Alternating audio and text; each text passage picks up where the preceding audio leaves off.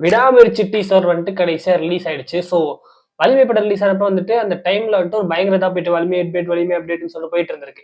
But அந்த சமயத்துல நான் வந்துட்டு சினிமா ஃபாலோவர் அந்த அளவுக்கு கிடையாது. பெருசா இன்டர்நெட்ல சினிமா நான் ஃபாலோ பண்ணது இல்ல. அதனால பெருசா எனக்கு தெரியாது. நான் கேள்விப்பட்டிருக்கேன். ஆனா அந்த நியூஸ்ல வரும்ல அப்ப. ஸோ இந்த விடாமுயற்சி படத்துக்கு விடாமுயற்சி அப்டேட் அப்டேட்னு சொல்லிட்டு இந்த விஷயம் நான் கண் கூட பார்த்துக்கிட்டு தான் இருக்கேன். நான் சேனல் ஆரம்பிச்சதுக்கு கொஞ்சம் முன்னாடியே வந்துட்டு அனௌன்ஸ் பண்ணிட்டாங்கன்னு சொல்லிட்டு அந்த படத்தை. ஸோ கிளியரா ஞாபகம் இல்லை. அப்ப இருந்தே வந்துட்டு இந்த விடாமுயற்சி அப்டேட்டுங்கிறது போய்கிட்டே தான் இருக்கு. ரெண்டு விஷயம் நான் ரொம்ப இது பண்ணிக்கிட்டு இருக்கிறது என்னன்னா விடாமுயற்சி, துருவ நட்சத்திரம். இந்த ரெண்டு படமுமே எந்த ஒரு அப்டேட் இல்லாம துருவ நட்சத்திரம் முடிஞ்சே போச்சு. ஆனா ரிலீஸே ஆகல.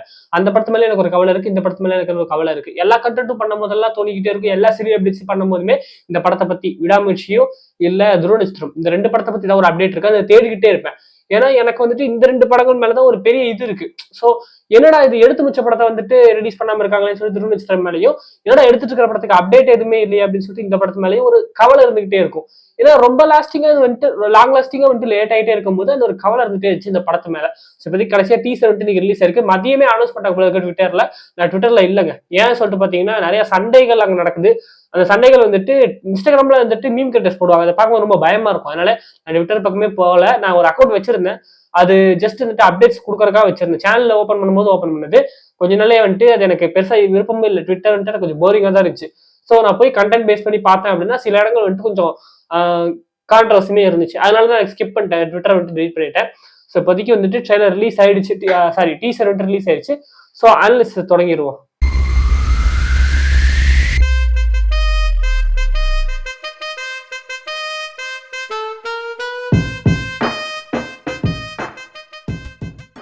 ஃபர்ஸ்ட் திங் இந்த டீசர்ல வந்துட்டு சினிமாட்டோகிராஃபி பயங்கர சூப்பரா இருந்துச்சு. நீங்க சும்மா ஒரு இடத்த வந்துட்டு ஸ்கிரீன்ஷாட் எடுத்து ஒரு வால்பேப்பரா வச்சுக்கலாம். எந்த ஒரு கலர் கடிங் எந்த ஒரு எதுவுமே பண்ண தேவையில்லை. பக்காவா இருக்கு. அப்படியே ஒரு இன்டர்நேஷனல் ஸ்டாண்டர்டுக்கு இந்த படத்தோடைய சினிமாட்டோகிராஃபி இருக்கு. அதுக்கப்புறம் பார்த்தா கலர் கிரேடிங். ஏன்னா வந்துட்டு இந்த படம் வந்துட்டு ஒரு நார்மல் இப்ப இந்த நார்மல் ஃபுட்டேஜ்ல நல்லா பாத்தீங்கன்னா தெரியும் ஒரு ப்ரௌனிஷ் ஒரு ரெட்டிஷ் அந்த கலரை வந்துட்டு கிரேட் பண்ணிருக்காங்க. இந்த கலர் பேலட்னு சொல்லிட்டு சொல்லுவாங்க. ஒரு கலருக்கே நிறைய பேலட்ஸ் இருக்கும். அந்த பேலட்ஸ்ல வந்துட்டு ஒன்னு சூஸ் பண்ணி வைப்பாங்க. நான் சொல்லியிருப்பேன் முன்னாடி நம்ம வீடியோஸ்ல வந்துட்டு ஃபாலோ பண்றவங்களுக்கு கேஜிஎஃப் படத்துக்கு ஒரு ஸ்டைல் வச்சிருப்பாங்க. இந்த கலர் பேலட்னு வச்சிருப்பாங்க. லியோவுக்கு ஒரு கலர் பேலட் வச்சிருப்பாங்கன்னு சொல்லிட்டு அந்த வகையில் இந்த படத்துல இந்த கலர் பேலட்டுங்கிறது இருக்கு. லைட்டா சூரியனை போற்றோட இந்த எஃபெக்ட்.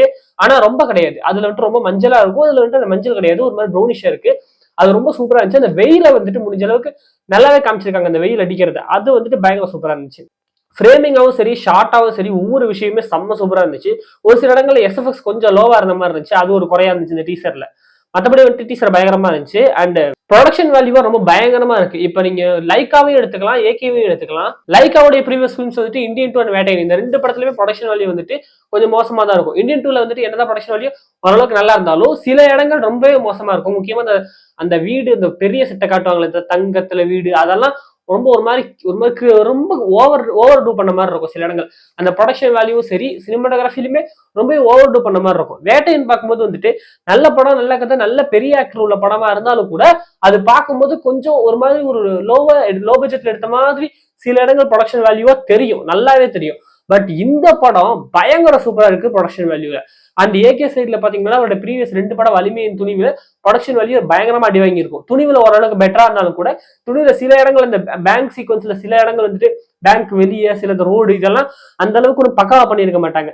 சோ அந்த வகையில இந்த டீசர்ல வந்துட்டு பக்காவா இருக்கு. சோ இந்த படத்துல இந்த சினிமாட்டோகிராஃபி வந்துட்டு வேற அளவு ப்ரொடக்ஷன் வேல்யூவும் நல்லா இருக்கும்னு சொல்லிட்டு நினைக்கிறேன். அண்ட் என்னோட இன்ஸ்டாகிராம் ஃப்ரெண்ட் சொன்ன ஒரு விஷயம் என்னன்னா பிரேக் டவுன் படம் தான் ப்ரோ கன்ஃபார்ம் அப்படிங்கிற மாதிரி அவர் சொல்றாரு அவரோட கெஸ். ஸோ பிரேக் டவுன் நான் பார்த்தது இல்லை. அந்த படத்தோட அஃபிஷியல் ரீமேக்கோ இல்லை அடாப்டேஷனோ எப்படி லியோக்கு வந்துட்டு ஹிஸ்டரி ஆஃப் ஃபைனான்ஸ் அடாப்ட் பண்ணாங்களோ அந்த மாதிரி ஒரு ஸ்டைல் அப்படிங்கிற மாதிரி சொல்றாங்க. என்ன மாதிரிங்கிறது தெரியல. நான் பிரேக் டவுன் பார்க்கல. அந்த படம் வந்துட்டு ஒரு ஒன் டே த்ரில்லர்னு சொல்லிட்டு நினைக்கிறேன். கிளியரா தெரியல. அந்த ஒரு ஜானல் தான் இருக்கிற மாதிரி சொல்றாங்க. ஓப்பனிங்ல பார்க்கும்போது அர்ஜுன் தான் வந்துட்டு யாரோ ஒருத்தரை கொல்லிட்டு வராரு. ஸோ அவரோட ஒய்ஃபோ இல்ல பேரோ அவங்க வந்துட்டு ரெஜினா கேசன்ரா இருக்காங்க. அவங்க டீம்ல ஒரு மெம்பரான்னு சொல்லிட்டு தெரியல. யாரோ ஒருத்தனை கார்ல இருந்து வெளியே தூக்கி போட்டு கொள்றாங்க. யாருங்கிறது தெரியல. ஒரு வில்லன் இவர் தான் மெயின் வில்லன் சொல்லிட்டு நினைக்கிறேன்.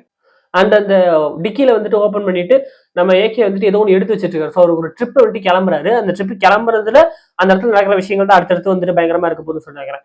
ஒரு இடத்துல பார்த்தா ஒரு போலீஸ் ஆஃபீஸர் காமிச்சிருக்காங்க. ஸோ அவர் வந்துட்டு ஒரு நியூஸ் பேப்பர் கட்டிங்ஸ் எல்லாம் பாத்துக்கிட்டு இருக்காரு. அதுல பாத்தீங்கன்னா ஒரு மிஸ்ஸிங் கேஸ் சம்பந்தப்பட்ட விஷயங்கள் இருக்கு. ஸோ மிஸ்ஸிங் கேஸ் அப்படிங்கும்போது எனக்கு என்ன தோணுதுன்னா என்ன கிளியராங்கிறது தெரியல. பட் அந்த சைடு அர்ஜுன் வந்துட்டு யாரோ ஒருத்தனை கார்த்திகில இருந்து எடுத்து போட்டு கொள்றான். ஸோ இந்த கொள்றாரு.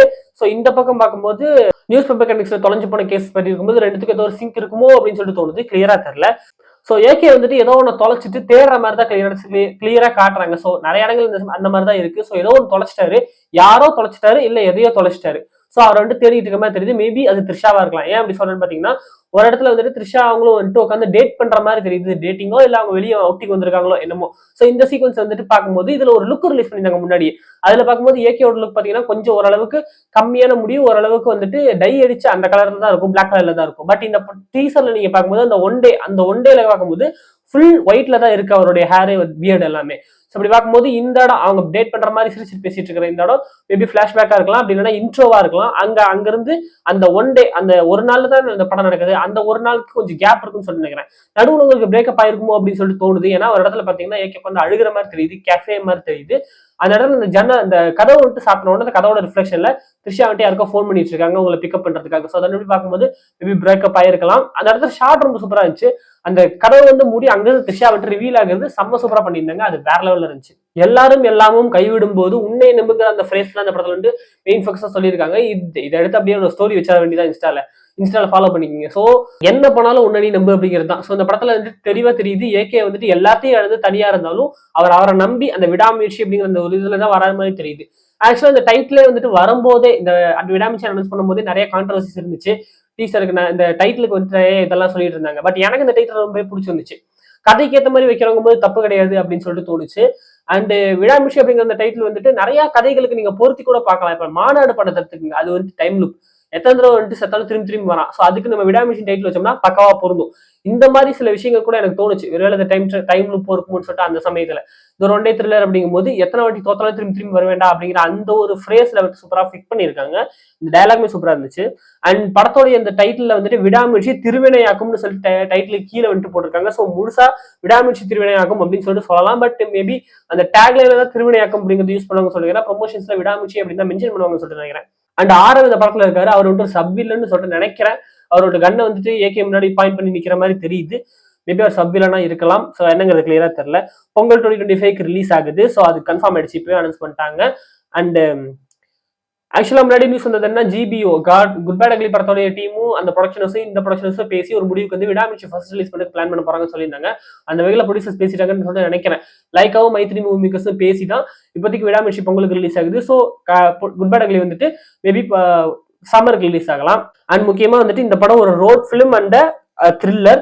ஸோ மேபி சர்வைவல் த்ரில்லரா இருக்கும் கூட வந்துட்டு தோணுது, கிளியரா தெரியல. இது சர்வைவல் த்ரில்லரா இல்ல யாரோ ஒருத்தர் தேடி போய்கிட்டு இருக்காங்க அந்த மாதிரி த்ரில்லராங்கிறது கிளியரா தெரியல. ஏன்னா ரத்தம் வந்துட்டு சொட்ட மூஞ்சில விட்டு ரத்தம் போயிட்டு இருக்கு, அப்படியே நடந்து போறாரு.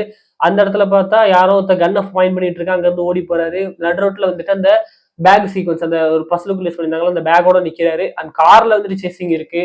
அது போக வந்துட்டு அந்த காரை வந்துட்டு அந்த ஒரு சைடா பறக்க விட்டு அந்த மாதிரிலாம் போறாங்க. ஸோ நிறைய ஆக்ஷன் சீக்வன்ஸ்ங்கிறது இருக்கு. அது எல்லாமே ஒரே நாளுக்குள்ளதான் நடக்குது. என்னங்கிறது கிளியரா தெரியல. கதையை வந்துட்டு சரியா வந்துட்டு பிரேக் பண்ண முடியல. பட் டீசர் வந்துட்டு பயங்கர குவாலிட்டியா சூப்பரா இருக்கு. அண்ட் முக்கியமான டீசர்ல பாத்தீங்கன்னா எந்த ஒரு டைலாகுமே கிடையாது. ஒரே ஒரு இடத்துல அந்த டைலாக் வந்துட்டு எல்லாரும் எல்லாமும் கைவிடும் போது உன்னை நம்புகிற அந்த டைலாக ஃப்ரேஸா போட்டிருக்காங்களே தவிர மற்றபடி கேரக்டர்ஸ் எதுவுமே பேசுற மாதிரியே தெரியல. ஒரே இடத்துல ரஜினி கேசட்டா சிரிக்கிறாங்க, அந்த சிரிக்கிறது மட்டும் தான். மற்றபடி எங்கேயுமே எந்த டைலாக்ஸுமே இல்லை. ஸோ மொத்தமே ஒரு கிளீனான சூப்பரான ஒரு டீசரா அமைஞ்சிருக்கு. கொஞ்சம் ஹைப் ஏறி இருக்கதான் செய்யுது. பொங்கலுக்கு இன்னும் வந்துட்டு அவ்வளோ நாள்லாம் இல்லை, ஒரு 1.5 மாசம் தான் இருக்கு. அதுக்குள்ள எந்த அளவுக்கு சூப்பரா ப்ரொமோஷன் பண்ண போறாங்க சொல்லிட்டு கிளியரா தெரியல. ட்ரெய்லர் மேபி வந்துட்டு நியூ இயர் சமயத்துல வரலாம்னு சொல்லிட்டு நினைக்கிறேன். அதுக்கு முன்னாடி ஈவென்ட் கம்போஸ் பண்ணுவாங்களான்னு சொல்லிட்டு கிளியரா தெரியல. வெயிட் பண்ணி பார்க்கலாம். ஸோ படம் எப்படி இருக்குன்னு சொல்லி வெயிட் பண்ணி பார்ப்போம். ஸோ இந்த டீசரை பொறுத்த வரைக்கும் நான் எனக்கு தெரிஞ்ச விஷயங்கள் சில விஷயங்கள் நான் சொல்லியிருக்கேன். ஸோ நீங்க உங்களோட ஒப்பீனியன் என்னங்கிறது கமெண்ட்ல சொல்லுங்க. ஸோ இன்ஸ்டாகிராம் ஃபாலோ பண்ணி வச்சுக்கோங்க. ஸோ இப்போ கூட மாநாடு 3 years ஆஃப் மாநாடுன்னு சொல்லிட்டு இதுக்கான ஒரு எடிட் ஒன்று போட்டிருப்பேன், ஃபாலோ பண்ணி வச்சுக்கோங்க. ஸோ உங்களை விட்டு என்னோட வந்து பக்கம் வரைக்கும் back from mister shining of cinema. Good vibes only.